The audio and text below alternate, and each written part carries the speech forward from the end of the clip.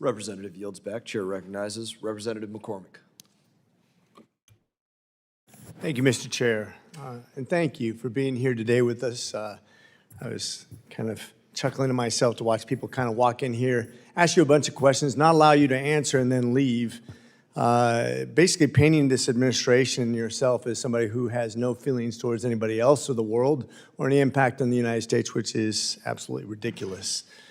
I think a lot of people right now are getting confused between American first and American only interests around the world. I think we just recently passed a bill that shored up our support for the Cox's Bazar region with about 1 million Rohingya refugees from Myanmar in about 13 square kilometers, which I visited last year, which with great interest. We have about 26 million refugees around the world right now that are displaced that could cause great upheaval in the social fabric of the world, which could impact us financially and otherwise, which I'm sure you're well aware of, especially with your expertise. For those who don't realize how this plays out, a person in the Cox's Bazar Rohingya refugee camp survives off about $8 per person per month. Per month, $8 per person per month. A lot of that's from our aid and other people's aid around the world.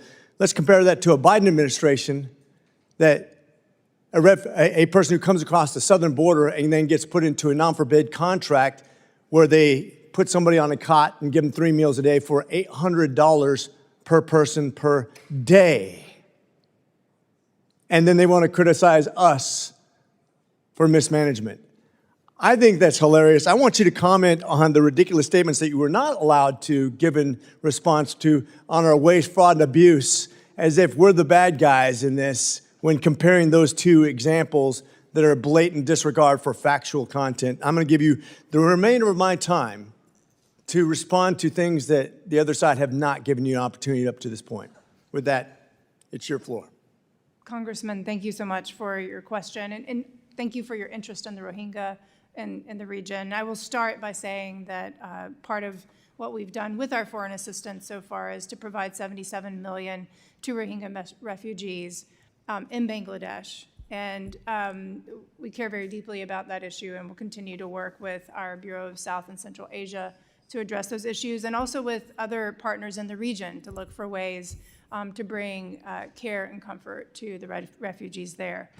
Sir, I appreciate the opportunity to respond. There have been so many questions I've not been able to respond to. I'm trying to figure out which one might be the most fun to react to. But just to your initial question about the kinds of foreign assistance that we have terminated, I'd just like to run through a couple of those programs. Maybe a couple of them have been mentioned already today.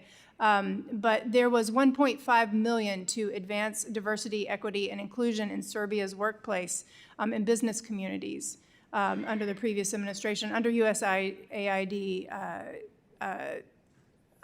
performance. There was $70,000 for production of a DEI musical in Ireland, $2.5 million for electric vehicles in Vietnam, $47,000 for transgender opera in Colombia, $32,000 for a transgender comic book in Peru, $2 million for sex changes and LGBT activism in Guatemala, $6 million to fund tourism in Egypt.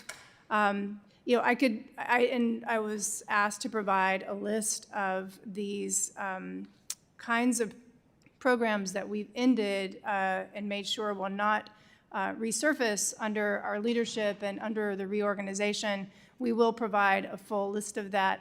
But I'd just like to say that it is the President's greatest privilege and his highest priority to make sure that the American people are best and well served, not just here domestically, but abroad, and that taxpayer dollars are being spent well and in a way that the American people can be proud of.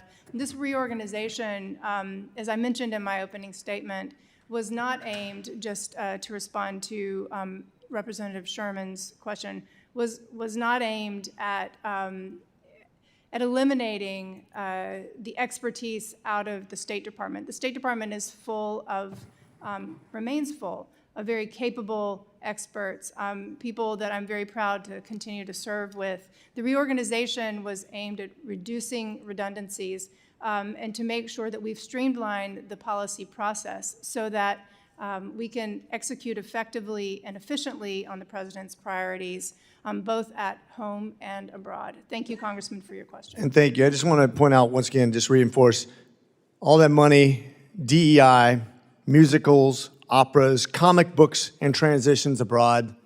I rest my case with that. I yield. Chair recognizes